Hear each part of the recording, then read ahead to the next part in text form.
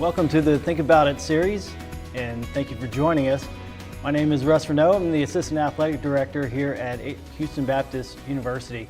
And today we're joined by sophomore safety Isaiah Cash from the HBU football team. And Isaiah, gotten off to a good start here. The first part of the season, got 2 games under your belt so far. And it's a solid start for you. 11 tackles in each game, and for those of you who don't know, that's a good amount. It puts them up against the national leaders here in the early part of the season. So Isaiah, take us through the training camp and just the preparation going into this season and what you see in the first 2 games. I think all throughout training camp, us as a team, we established our goals as a team and what we wanted to accomplish this season. So everybody we brought in was just building on top of each other, stacking days to put out a great season. Yeah, and you talk about the new faces, about 60 new members of this team, with the incoming players, about 45 of those, and then 15 redshirts who came in and sat out last year but now ready to contribute this season. Just talk about the new faces and some of the talent that you're seeing out there this season compared to last year. Yeah, I think this is probably the most talented team I've been a part of since I've been here. So that's good, and I credit the coaching staff for their ability to recruit not only great players, but people that fit the culture we're trying to build. And with that culture, you got a new quarterback this year, and you're on the defensive side of the ball, so you get to see that up against that in practice every day in your receiving core. What are those new members on the offense? What do you see out of them that you didn't see last year? I think they give us great looks. Justin's probably one of the best quarterbacks we have in our conference, and overall in the FCS, I think he'll be pretty far up there. And then we got Carl, who's also pretty good coming from JUCO, so leading the country in touchdowns, so that's another good person to see in practice. And then some people that stepped up and grew from last year. And with that 2020 season, that was your first year, and got 4 games under your belt. And just that experience coming in, not being able to get that full season in yet, but knowing that you'd have 4 more after that. What was that like for you preparing it for your first season? I think it helped me build confidence. The defense, having Caleb and Brennan and Trey there, that helped me learn the ropes of college football. It really helped my growth as a football player and as a person, and I just thank those guys for helping me become the player I am today. Right, and you've been here with 2 players who have gone on to the NFL now. Caleb Johnson, as you mentioned, is playing for the Jacksonville Jaguars now, contributed this past weekend, opening weekend for the NFL, and then Bailey Zappe, backup quarterback for the Patriots. And what have you seen from them to help move this program forward, and just what can be achieved from this program? Yeah, I think they established the foundation for what this program can become, and I just think that Caleb and Bailey showed me what practicing like a pro is and how to be a pro, and so those are good guys to learn from, and I think it helped me become a better leader learning from those guys. Right.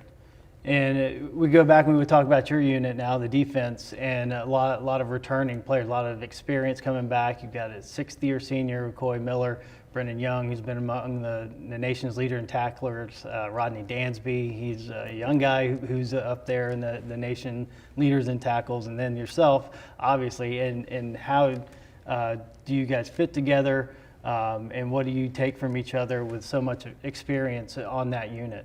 I think we feed off each other's energy a lot, which helps us overall as a defense, because if you're not giving energy, you're taking it away. So I think that us as a defense, having last year with the new defensive coordinator, learning the defense together, and coming into this year, helping the new guys string along, I think this year our defense will be a lot better than last year. And how's it going to be better? What do you go into a game looking to do on that side of the ball? Our main thing is defending explosives, because Coach Eaches says one of our winning edges is defend explosives, and we believe as a defense that if we give up 5 or less, then we wouldn't lose the game. Yeah, through the first two games, you have cut down on there hasn't really been a lot of big plays on the other side, so it's been a good job up to this point. Yeah, we all trust each other to do our job, so if we all do our 111, we should put out a great showing on defense. So for you personally, it has been kind of a year of expectations. You're no longer really an underclassman. You're junior academically, redshirt sophomore on the field. But coming in this season, some expectations on you, a preseason All Southland Conference selection. So how do you take that pressure and with that spotlight now being on you? For me, it's not really much pressure. Like I've expected this from myself for a long time, coming out of high school. And I was just working out with my trainer all summer. So this is what I expect.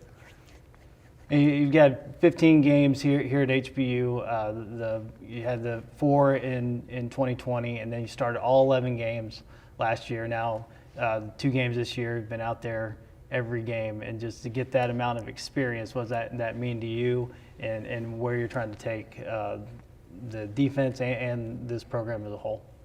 I think me getting those games of experience helped me see it's hard to win in college football. So I think seeing all of last year how hard it is to win, it helped me know that we need to focus on the little things, and that should help us win football games. Right.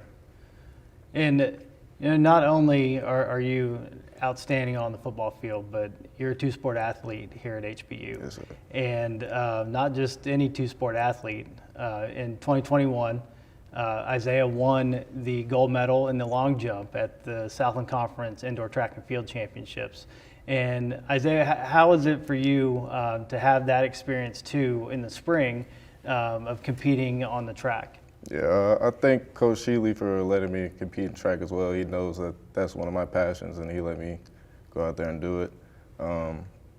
Competing is probably my favorite hobby, so track helps me to do that. And when I was younger, I wasn't able to play tackle football until I did track because my parents made me. Right. So at first it was like, I don't really want to do this, all that running. But I love track now, so. And how do you balance everything with spring football practice and track and then academics on top of that? How do you balance your life with those two sports? It's mostly about just keeping track of my time, getting my work done early, making sure I'm making it to everything on time, because I still got to focus on both. But the coaches helped me out a lot with that, and I appreciate it. So what do you take from each sport, and does one help with the other? Is there anything specifically that you can point to that really helps you out on both sides? I think track is a universal sport that goes into everything, your fitness, all that. So without track, I don't think I'd be the same player I am today, and it helped me learn to work hard to get to where I want to be. Right, and is that part of why you came to HBU? Is just that opportunity to have the opportunity to do both? Yeah, that was a big selling point for me to come to HBU, as well as just I liked how small the class sizes were. I actually get to have a relationship with my teachers, so that was good as well. Right, and you mentioned your family a little bit earlier. And they are athletes themselves. Your mom, Kim, she played soccer at the University of Texas.